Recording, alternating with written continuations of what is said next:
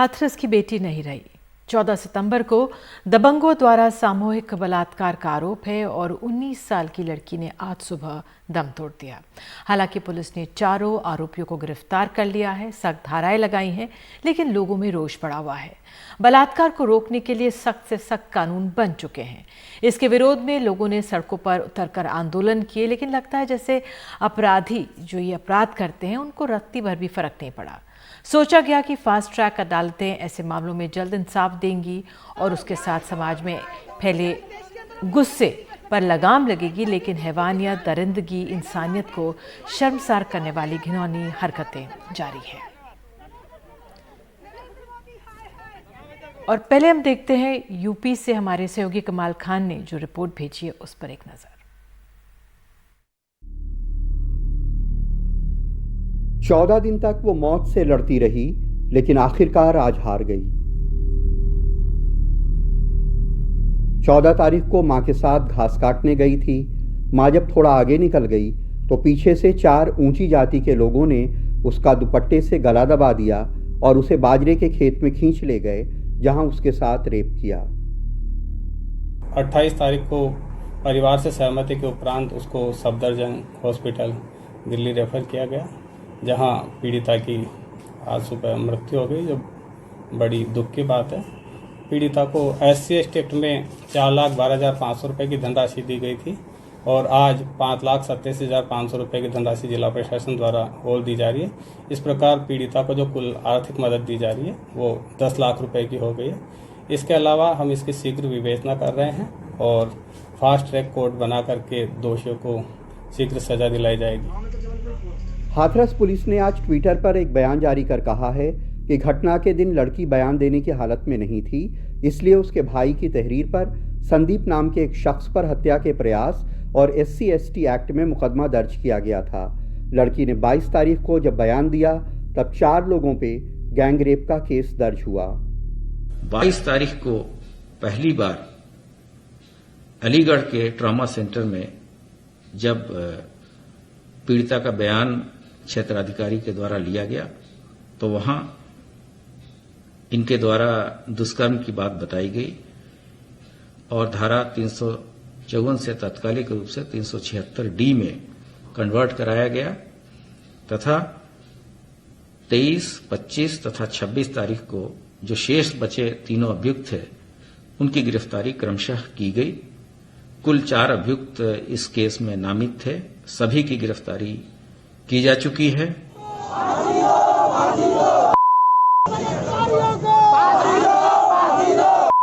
लड़की की मौत से नाराज हाथरस की जनता ने आज शहर में जमकर प्रदर्शन किया।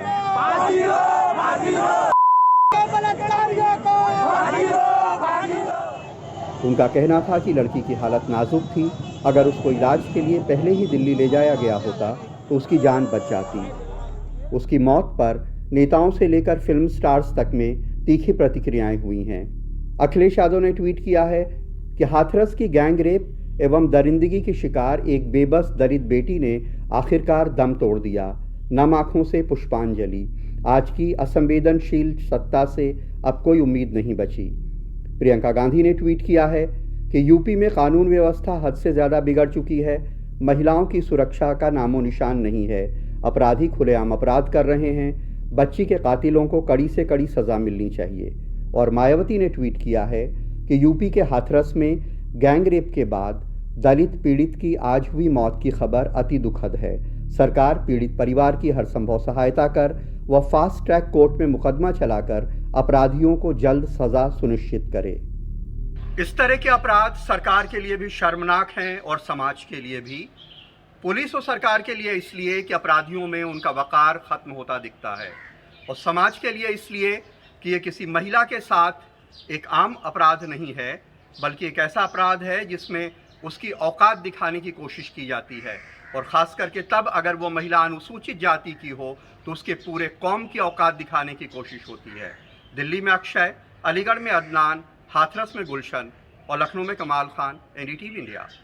उत्तर प्रदेश सरकार के मंत्री सिद्धार्थनाथ सिंह ने आश्वासन दिया है कि सभी दोषियों पर सख्त कार्रवाई की जाएगी। देखिए, ये हृदय विदारक घटना है जो हाथरस की है। दिल हिलाती है।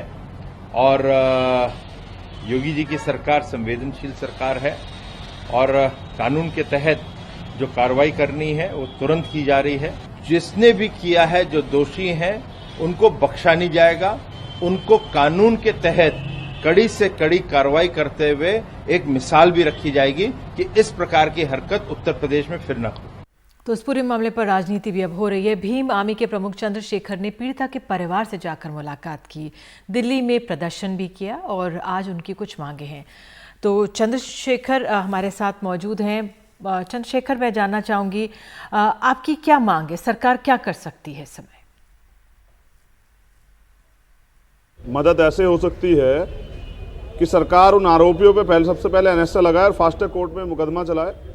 दूसरा, उनके परिवार को जो है सुरक्षा प्रदान करे। उनको वहाँ से निकाल के गांव में उनके 2-3 घर हैं, वो डरे हुए हैं, उनको धमकियाँ मिल रही है, तो उनको शहर में एक आवास दे और सुरक्षा दे और फिर न्याय की लड़ाई को अपने स्तर से मजबूत करें। अच्छे वकील खड़ा करके जो है ऐसे अपराधियों को सजा दिलाएं, जिससे कि कानून के प्रति, न्याय के प्रति जो और बहनें हैं उनको भी जो है विश्वास मजबूत हो।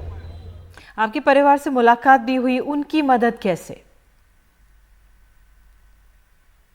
सरकार पीड़ित परिवार की आर्थिक मदद भी कर सकती है। सरकार पीड़ित परिवार को सरकारी नौकरी भी दे सकती है। जी चंद्रशेखर, आप एक युवा नेता हैं। 3 महीने की बच्ची और 90 साल की दादी तक का बलात्कार हो जाता है। नए कानून के बावजूद हैवानियत के मामले रुक नहीं रहे हैं। क्या आपकी सोच है? जिस तरह से मैं आज आपको याद दिला रहा हूं, मेरी बहन होने के नाते आपको बता रहा हूं, 29 सितंबर 2003 को एक बड़ा चर्चित घटना हुई थी। एक कांड हुआ था, खैरलांजी कांड, महाराष्ट्र में, आज ही के दिन। उसमें तमाम तरह की यातनाएं दी गई थी। उस परिवार को पीटा गया था, भाइयों के सामने मां के साथ और बच्ची के साथ जो है नाबालिग बच्चा रेप किया गया था। हाँ, फिर उसमें जो है उनको पानी में डाल दिया गया था। 4 दिन बाद उनकी लाश मिली, पुलिस ने कोई कार्रवाई नहीं की। पोस्टमार्टम रिपोर्ट में ये पुष्टि कर दी गई कि रेप नहीं हुआ। लेकिन जब लोगों ने आवाज उठाई, पूरे देश में विरोध हुआ, फिर आपको पता है उसी गांव के लोगों ने बयान दिए कि सामूहिक रेप हुआ। 60 लोगों ने यहां उन बच्ची की और उसकी मां के साथ रेप किया। बिल्कुल सेम ऐसी ही घटना है। मुझे पुलिस पे भरोसा नहीं है, सरकार पे भरोसा नहीं है, मीडिया के लोगों से, आप लोगों से भरोसा है। चंद्रशेखर, लेकिन ऐसे मामले रुकते नहीं हैं। 2013 में निर्भया फंड बना था, आपको याद होगा। 1000 करोड़ उसका फंड रखा गया और हर साल बजट में पैसा उसमें आवंटित होता है। लेकिन अगर हम पिछले दिसंबर तक का डेटा देखें तो 91% फंड जो है वो इस्तेमाल नहीं होता। फिर आपसे मैं जानना चाहूंगी, महिला सुरक्षा को लेकर क्या सोच इस समय है आपकी? बेटी बेटी होती, उसकी जाति नहीं होती। लेकिन जब किसी बेटी के लिए न्याय की आवाज नहीं उठती, निर्भया के लिए सब लोग सड़क पे थे, लेकिन मैंने महिला आयोग की टीम को कहीं नहीं देखा। 5 साल जिनको लगातार चुनाव से पहले हिंदू कह के जो है तैयार किया जाता है, एकता की बात की जाती है, हिंदू खतरे में बताया बात की जाती है, एक हिंदू संगठन ने आवाज नहीं उठाई। सोचने का विषय है कि हमारे साथ ये भेदभाव क्यों? भेदभाव नहीं है, लेकिन ये हमारे समाज की विषमता है कि इस तरह के मामले हमारी बच्चियों के लिए के रोज़मर्रा के जीवन में सामने आते रहते हैं। बहरहाल आपको बता दें, 8 साल पहले अपनी बेटी निर्भया के साथ ऐसी दरिंदगी देख चुकी आशा देवी ने एक लंबी लड़ाई लड़ी है। बेटी के गुनहगारों को फांसी की सजा दिलवाई। उन्हें अब फिर पुराना दौर याद आ रहा है। हम फिर 2012 में पहुंच गए। सुबह सुबह जैसे उठे, हमें खबर मिली कि आज फिर एक बच्ची अपनी जिंदगी से हाथ धो दी। बहुत दुख होता है। हम बार बार ऐसे घटनाएं सुनते हैं, ऐसे बच्चियों को साथ हैवानियत होती है, लेकिन वही सुनने को मिलता है मुजरिम पकड़े गए, जेल चले गए और फिर 2 दिन 4 दिन बाद दूसरी केस हो जाती है। और यूपी सरकार और पुलिस से हमारी रिक्वेस्ट है कि जो भी मुजरिम हैं उन पे सख्त से सख्त कार्रवाई हो, फास्ट ट्रैक कोर्ट में इस केस को लगाया जाए, उन मुजरिमों को जल्द से जल्द फांसी की सजा हो। फास्ट ट्रैक कोर्ट की मांग सभी कर रहे हैं। बहरहाल हाथरस गैंगरेप मामले में पीड़ित लड़की की मौत के बाद पूरे मामले में राजनीतिक बयानबाजी भी तेज हो गई। आज महिला कांग्रेस की कार्यकर्ताओं ने विजय चौक में जोरदार प्रदर्शन किया। ये दिल्ली की तस्वीरें आपको दिखा रहे हैं।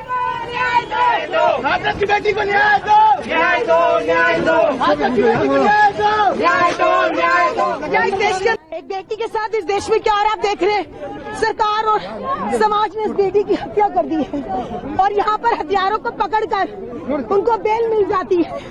क्या हम निर्भया भूल गए हैं? क्या ये देश भूल गया है? क्या सरकार भूल गई है? कहाँ है केजरीवाल, कहाँ है मोदी, कहाँ है योगी? हम थूकते हैं ऐसे शासन पर जो बेटियों की सुरक्षा नहीं करते। और उत्तर प्रदेश पुलिस की एक और बयान सामने आया है, आइए सुनाते हैं आपको। बताइए क्या सिचुएशन क्यों है? उत्तर प्रदेश में रिसीव की है बॉडी या फिर कहीं बाहर नहीं गई? ठीक है, जब तक परिवारजन नहीं चलेंगे बॉडी यहाँ से नहीं। तो उनकी डिमांड क्या है? परिवार के अंदर है या कहाँ पे? मिलने नहीं दे रहे हैं जी आंदोलन। अच्छा, मतलब आपका ये कहना है कि परिवार को कम्युनिकेट नहीं करने दे रही पुलिस? ठीक है। तो हम देख सकते हैं एक तरफ सरकार आश्वासन दे रही है, पुलिस आश्वासन दे रही है कि कड़ी धाराएं लगा दी गई हैं, न्याय मिलेगा। लेकिन इंतज़ार यही रहेगा फास्ट ट्रैक कोर्ट का कि न्याय कब मिलेगा, समय सीमा कब है इस न्याय की, इस लड़की के लिए यही देखने लायक होगा। बहरहाल हमारे साथ हमारे सहयोगी शरद शर्मा के पास जाएंगे और ये तस्वीरें हम दिल्ली की देख रहे हैं। दिल्ली में सफदरजंग अस्पताल के बाहर किस तरह से भीम आर्मी के सदस्यों ने आज विरोध प्रदर्शन किया है। जो समाज से लड़की आती है उसको लेकर एक पूरा मामला बनाया जा रहा है। हमारे साथ शरद शर्मा मौजूद है। शरद, तो दिल्ली में बड़ा विरोध प्रदर्शन हुआ है, उसमें तमाम राजनीतिक दल भी शामिल हुए। क्या स्थिति रही और आपके पीछे अब भी नारेबाजी में सुन सकती हूँ? हाँ, देखिए अलग अलग जो राजनीतिक दल हैं, अलग अलग जो संगठन हैं, वो यहाँ पर सफदरजंग अस्पताल में अपना गुस्सा जाहिर कर रहे हैं, प्रदर्शन कर रहे हैं। यहाँ पर देखिए कांग्रेस का यहाँ पर प्रदर्शन चल रहा है। हमने देखा कि दिन में संसद के पास विजय चौक पर भी आज जो PL पुनिया हैं कांग्रेस के नेता, उनके नेतृत्व में प्रदर्शन हुआ। और अब भी यहाँ पर PL पुनिया और कांग्रेस के बहुत से नेता और कार्यकर्ता जो हैं प्रदर्शन कर रहे हैं। दूसरी तरफ हमने दिन में ही देखा कि सुबह से ही जो भीम आर्मी है उसके जो कार्यकर्ता हैं और उसके नेता हैं चंद्रशेखर, वो भी यहाँ पर प्रदर्शन कर रहे थे और अपनी जो नाराज़गी है वो व्यक्त कर रहे थे। ये तो अभी मैंने आपको राजनीतिक प्रदर्शन दिखाया। एक दूर कोने में जो है जो पीड़िता हैं उनके पिता यहाँ पर अभी धरना दे रहे हैं। कुछ लीगल मजबूरियों के चलते हम उनको नहीं दिखा सकते, लेकिन यहाँ पर उनका धरना चल रहा है। और उस धरने का एक बड़ा कारण ये है कि संवाद की या तो कमी है या फिर ढंग से मैनेजमेंट नहीं किया गया है। दिक्कत ये है कि पहले चर्चा ये चली यहाँ पर सफदरजंग अस्पताल में कि जो पीड़िता का शव है उसको जो प्रशासन है, यहाँ का अस्पताल प्रशासन और पुलिस है, वो यहाँ से लेकर चले गए हैं। तो जो पीड़िता के पिता हैं, जो पीड़िता के भाई हैं, तो उन्होंने ये शिकायत की कि बिना परिवार को बताए शव आप कैसे ले गए, और उसके विरोध में वो यहाँ पर धरने पे बैठ गए और धरना अभी भी चल रहा है। किसी ने धरना ख़त्म नहीं करवाया है।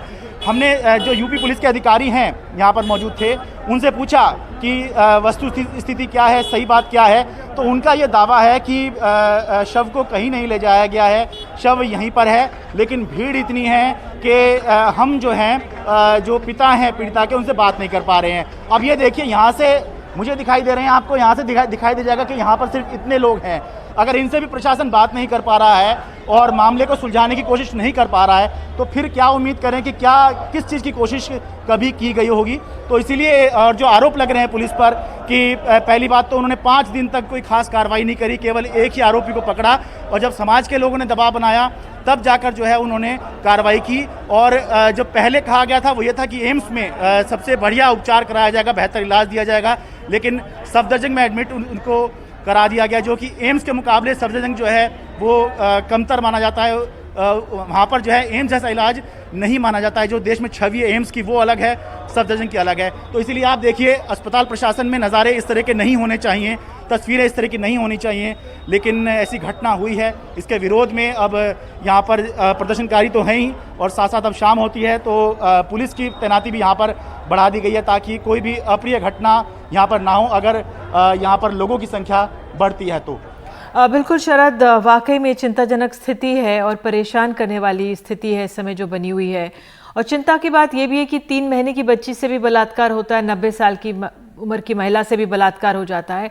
महिला सुरक्षा का मामला हम मीडिया में कुछ दिन उछालते हैं, जब कोई एक मामला सामने आता है और फिर हम लोग भी भूल जाते हैं। तो अपने आप में महिला सुरक्षा को लेकर जो स्थिति है वो चिंताजनक है।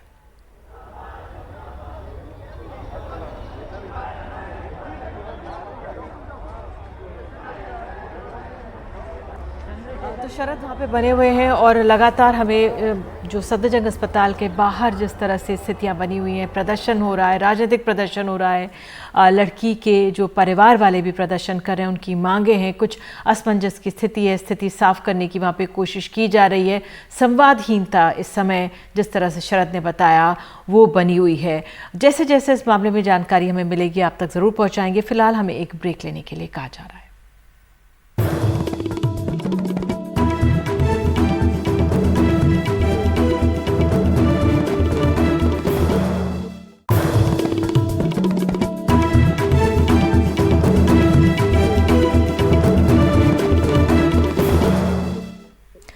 लगभग 28 साल बाद अयोध्या में 6 दिसंबर को बाबरी विध्वंस पर विशेष सीबीआई कोर्ट आपराधिक मामले पर कल अपना फैसला सुनाने जा रही है। 32 आरोपियों में बीजेपी के लालकृष्ण आडवाणी, मुरली मनोहर जोशी, उमा भारती, कल्याण सिंह जैसे बड़े नेता शामिल हैं। कोर्ट ने सभी आरोपियों को फैसले के दौरान कोर्ट में हाजिर रहने के आदेश दिए हैं, लेकिन कोरोना और खराब सेहत के कारण देखना होगा कौन कौन पहुंच पाते हैं। क्या लालकृष्ण आडवाणी, कल्याण सिंह, मुरली मनोहर जोशी, उमा भारती और कई अन्य बड़े बीजेपी नेताओं ने आपराधिक साजिश करके लाखों कर सेवकों को बाबरी मस्जिद ढहाने के लिए उकसाया? इसका फैसला लगभग 28 साल बाद आने वाला है। 6 दिसंबर 1992 में हुई इस घटना ने देश और प्रदेश दोनों की राजनीति में अमिट छाप छोड़ी है। बुधवार को लखनऊ की विशेष सीबीआई अदालत फैसला सुनाएगी कि बाबरी मस्जिद किसके उकसावे पर ढहाई गई। लेकिन सबसे बड़ा सवाल यह है कि क्या सभी मुख्य आरोपी कोर्ट आएंगे।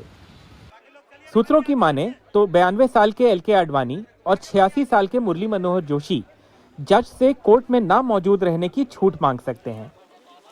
86 साल के कल्याण सिंह भी अभी कोरोना से पूरी तरह ठीक नहीं हुए हैं। राम मंदिर के भूमि पूजन में प्रधानमंत्री मोदी के साथ स्टेज पर मौजूद राम जन्मभूमि मंदिर ट्रस्ट के प्रमुख महंत नृत्य गोपाल दास भी हाई प्रोफाइल आरोपियों में शामिल हैं। पूर्व केंद्रीय मंत्री उमा भारती जो इस केस में आरोपी हैं, उन्होंने पत्र लिखकर बीजेपी राष्ट्रीय अध्यक्ष जेपी नड्डा को साफ कर दिया है कि अगर उन्हें दोषी ठहराया गया तो वो बेल लेने की बजाय जेल जाएंगी। उमा भारती इस वक्त कोविड होने के कारण उत्तराखंड के अस्पताल में भर्ती हैं। जुलाई में एनडीटीवी से बातचीत के दौरान उमा भारती अपना स्टैंड साफ कर चुकी हैं। हमको ये चीज़ बिल्कुल महत्व नहीं रखती है कि वहाँ पर क्या होता है, फैसला क्या होता है। मैंने कहा था कि राम जन्मभूमि अभियान में भागीदारी के लिए मुझे फांसी पे भी लटका दिया जाएगा तो मेरी माँ की कोख धन्य हो जाएगी। जो आरोपी कोर्ट में मौजूद रहेंगे उनमें फैजाबाद के सांसद और बीजेपी नेता लल्लू सिंह, पूर्व बीजेपी सांसद और साधु रामविलास वेदांती हैं, जिनके खिलाफ आपराधिक साजिश कर दंगा करवाने का आरोप है। और हम ये मानते हैं कि कोर्ट जो फैसला करेगी वह उचित ही फैसला करेगी, क्योंकि किसी प्रकार का इस प्रकार का रोल हम लोगों को उसमें नहीं था जिसके कारण हमको अपराध सिद्ध हो। मेरी हमको फांसी होती है या आजीवन कारावास होता है तो मैं उसको सहने के लिए तैयार हूँ और जज साहब जो निर्णय देंगे मैं उसका सम्मान करता हूँ। बाबरी मस्जिद विध्वंस केस में न्याय मिलने में लंबा वक्त लगा है। इस बीच अयोध्या में भूमि विवाद का फैसला आ चुका है और वहां अब मंदिर बनाने की तैयारी है, जबकि मस्जिद के लिए सुप्रीम कोर्ट के आदेश पर अलग जगह मुहैया कराई गई है। लेकिन अब सवाल है, मस्जिद गिराने का गुनहगार कौन निकलता है। ये लखनऊ का पुराना हाई कोर्ट कॉम्प्लेक्स है और जज एसके यादव का कोर्ट जो अयोध्या मैटर्स को एक्सक्लूसिवली हियर कर रहा है वो इसी कॉम्प्लेक्स के अंदर है। 2017 में सुप्रीम कोर्ट ने ये कहा कि जो अयोध्या मैटर्स का कोर्ट है वो डे टू डे हियरिंग करे इस पूरे मसले में और 2019 तक जजमेंट सुनाए, लेकिन डिलेज हुई और इंटरेस्टिंगली जो लेटेस्ट सेट ऑफ डिलेज हैं वो ये जो कोरोना की महामारी चल रही है उसको लेके हुई। अब फाइनली 28 साल बाद यादव साहब का कोर्ट जजमेंट देने के लिए तैयार है। लखनऊ से कैमरा पर्सन राजेश गुप्ता के साथ आलोक पांडे, एनडीटीवी इंडिया। महाराष्ट्र की सत्ताधारी पार्टियां एक तरफ कृषि कानून का विरोध कर रही हैं तो दूसरी तरफ महाराष्ट्र के अधिकारियों ने अगस्त में ही विधेयक पारित होने से पहले राज्य में लागू कर लिया। सदस्यांनी अन्नत्याग केलाय कालपासूनचा, की आम्हाला आज कळलं किसान बिल के खिलाफ सदस्यों ने जो अन्न त्याग किया है उसके समर्थन में मैं आज एक दिन के लिए उपवास रखूंगा।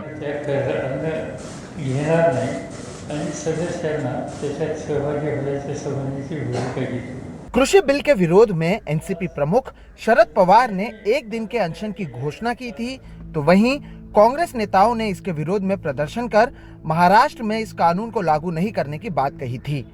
हम तो विरोध कर रहे हैं और हम विकास आघाड़ी भी इसका विरोध करेगी और महाराष्ट्र में वो कानून नहीं लागू करेगी। अब जो जानकारी मिली है उसमें पता चला है कि जिस कृषि बिल का महाराष्ट्र सरकार विरोध कर रही है उसी विधेयक को महाराष्ट्र सरकार के अधिकारियों ने अगस्त महीने में ही सख्ती से लागू करने के आदेश दिए थे।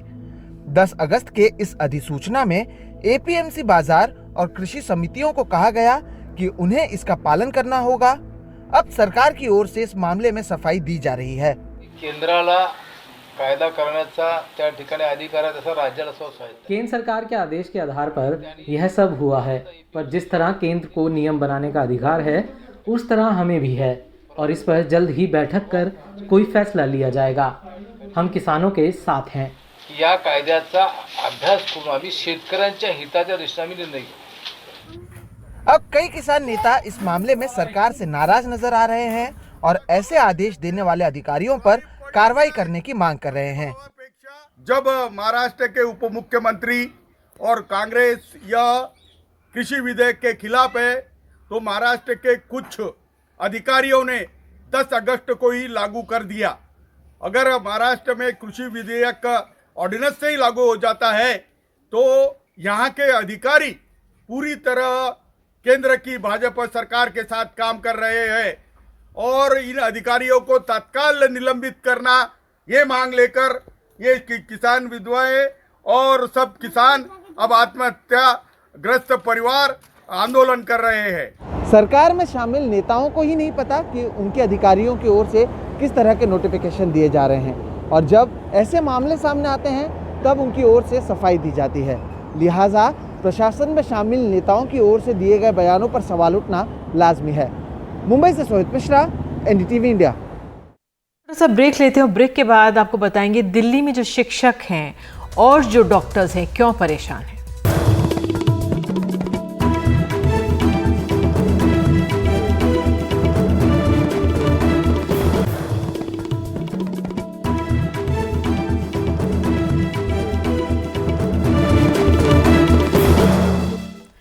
कोरोना की इस आपदा में उत्तरी दिल्ली नगर निगम के डॉक्टर से लेकर शिक्षकों तक को 3 महीने से तनख्वाह नहीं मिली है। नगर निगम दिल्ली ने सरकार से 2000 करोड़ का बेल आउट पैकेज मांगा है, तो दिल्ली सरकार ने उल्टे नगर निगम पर 1000 करोड़ रुपए के पानी का बकाया बिल ना भरने का आरोप लगा दिया है। लेकिन नगर निगम और दिल्ली सरकार के झगड़े में अब डॉक्टर, शिक्षक से लेकर छोटे कर्मचारी आर्थिक आपदा से जूझ रहे हैं। मैं आपके संघर्ष को कोविड के संक्रमण काल में अस्पताल के डॉक्टर और नर्स मरीजों का इलाज करने के बजाय अपनी तनख्वाह के लिए प्रदर्शन कर रहे हैं। अस्पताल ही नहीं, नगर निगम के अंदर और बाहर तनख्वाह के लिए कर्मचारी धरनों पर बैठ रहे हैं। कि वेतन जैसी चीज के लिए भी आज कर्मचारियों को आकर के धरने और प्रदर्शन तक की नौबत आ गई है। इससे ज्यादा शर्म की बात किसी सरकार के लिए, किसी प्रशासन के लिए नहीं हो सकती। कोरोना काल में गिरती आमदनी ने उत्तरी दिल्ली नगर निगम को आर्थिक आपातकाल के मुहाने पर ला खड़ा किया है। दफ्तरों में सन्नाटा है और निगम के 24,000 कर्मचारियों के चेहरे पर मायूसी। 6 महीने से लड़ रहे हैं सैलरी के लिए। सिर्फ हम रेजिडेंट डॉक्टर्स ही नहीं, हमारा सारा स्टाफ यहाँ पे हमेशा लड़ता है। हमारे आए दिन प्रोटेस्ट होती हैं और हम इस चीज से बहुत ज्यादा परेशान हैं, क्योंकि हर बार का ये एक ट्रेंड सा बन चुका है कि सैलरी टाइम पे नहीं आती है। उत्तरी दिल्ली के जो शिक्षक श्रमिकों को राशन और खाना बांटने में लगे थे, वही तनख्वाह न मिलने के चलते दाने दाने को अब मोहताज हो गए हैं। इन कर्मचारियों को अपनी 3 महीने की तनख्वाह और एरियर्स नहीं मिले हैं। हालात ये हैं कि निगम के 8000 शिक्षकों ने हड़ताल का अल्टीमेटम दे रखा है। हमें वेतन समय पे चाहिए, हमें सभी पुराने एजेंट चाहिए और इसके लिए चाहे महापौर जी केंद्र से बात करें, दिल्ली सरकार से करें, तीनों निगम एक करें, केंद्र से सीधा फंड लें, ये मुख्यमंत्री जी से बात करें, जो भी कुछ करना है करें और हमें स्थायी समाधान दें। कर्मचारियों की तनख्वाह के लिए उत्तरी दिल्ली नगर निगम ने अब दिल्ली सरकार से 3000 करोड़ रुपए का बेल आउट पैकेज मांगा है, लेकिन उल्टा दिल्ली सरकार ने नगर निगम को 2000 करोड़ रुपए के पानी के बिल का भुगतान करने का नोटिस भेज दिया है। दिल्ली सरकार ने अंतरिम बजट में 2022 करोड़ हमारे को कहा था कि हम नॉर्थ एमसीडी को देंगे। आज दिल्ली सरकार हमारा पैसा देने के लिए तैयार नहीं है। कोरोना में हमारा अपना रेवेन्यू लॉस हो गया, हमारा रेवेन्यू कम हो गया, हम किसी का चालान नहीं काट पाए, तो हमारे पे तो दोहरी मार हो गई। उत्तरी दिल्ली नगर निगम को हर महीने कर्मचारियों को तनख्वाह देने के लिए 360 करोड़ रुपए चाहिए, लेकिन कोरोना के चलते निगम का टैक्स कलेक्शन 60% तक कम हो गया है। जानकार कहते हैं कि जब तक तीनों नगर निगमों को एक नहीं किया जाएगा, तब तक हालात ऐसे ही बने रहेंगे। दिल्ली सरकार और नगर निगम दोनों एक दूसरे से बकाया वसूलने के लिए प्रेस कॉन्फ्रेंस से लेकर अदालत तक के दरवाज़ा खटखटाने की तैयारी में जुटे हुए हैं। एक तरफ कोरोना संक्रमण का खतरा, तो दूसरी तरफ आर्थिक मंदी के हालात में अब नगर निगम के 24,000 जो कर्मचारी हैं वो पिस रहे हैं, लेकिन इसका हाल फिलहाल में कोई निकलता नहीं दिख रहा है। दिल्ली से मनोज ठाकुर के साथ रवीश रंजन शुक्ला, एनडीटीवी इंडिया। और एक छोटा सा ब्रेक लेते हैं। ब्रेक के बाद आपको बताएंगे दिल्ली में एक डीआरडीओ के अधिकारी से क्यों वसूले जा रहे थे पैसे।